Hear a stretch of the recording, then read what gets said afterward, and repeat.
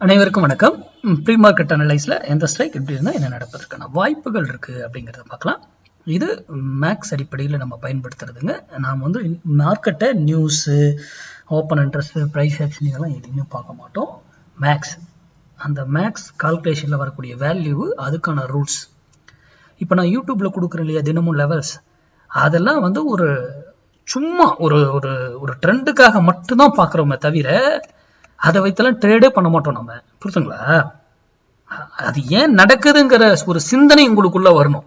அப்போ நீங்க அந்த சிந்தனையால தேடி நல்லதா மேக்ஸ் சார்ந்து நீங்களே பிராக்டிஸ் பண்ணி அதுக்கப்புறம் ட்ரேட் பண்ணுவீங்க. ஓகேங்களா?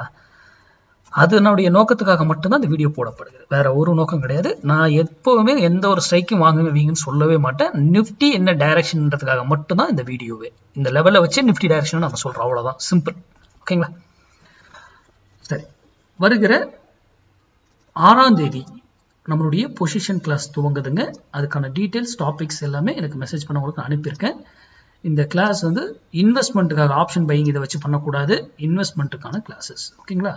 இது டெக்னிக்கலி கிளாஸஸ், டெக்னிக்கல் மட்டும்தான் இந்த கிளாஸ். இந்த பொசிஷன் கிளாஸ் இப்போ நான் முடிச்சிட்டேன்னா எகைன் டிசம்பர்ல தான் இந்த பொசிஷன் கிளாஸ். வருஷத்துக்கே நான் எப்பயுமே 2 கிளாஸ் தான் எடுப்பேன் பொசிஷன் கிளாஸ்.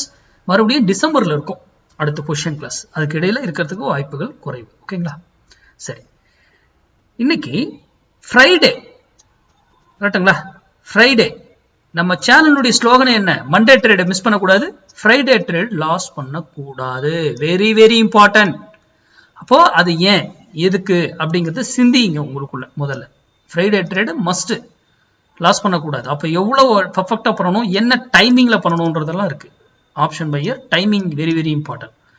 அப்போ அந்த ரூல் எல்லாம் சரியா ஃபாலோ பண்ணி ட்ரேட் பண்ணுங்க. சரி, வேலைக்கு வருவோம். 23,300 கால் 98 ரூபாய்க்கு மேல இருந்தா நிஃப்டி ஏறுவதற்கு ட்ரை பண்ணும், 98 ரூபாய் கீழே இருந்தா இறங்குவதற்கு ட்ரை பண்ணும். நிஃப்டி நிஃப்டி நல்லா புரிஞ்சுக்கோங்க. நிஃப்டி தான் ஏறும், நிஃப்டி தான் இறங்கும்னு சொல்லியிருக்கேன். இவர் 98 ரூபாய் கீழே இருந்து இப்படியே வந்தாலும் இங்க இருந்து ஒரு விலையில வந்து அவர் இதை திரும்பணும், ஆறு டவுன் ஆகணும்.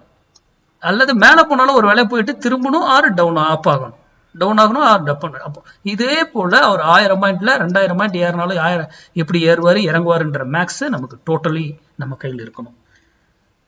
ஏன் நம்ம போடுறது அந்த புள்ளிகள்ல நடக்குது அப்படிங்கறத டிசைட் பண்ணுங்க. உங்க டெக்னிக்கல் கூட இந்த பிரைஸ் வரும்போது நீங்க முடிவு எடுத்துக்கொள்ளுங்க.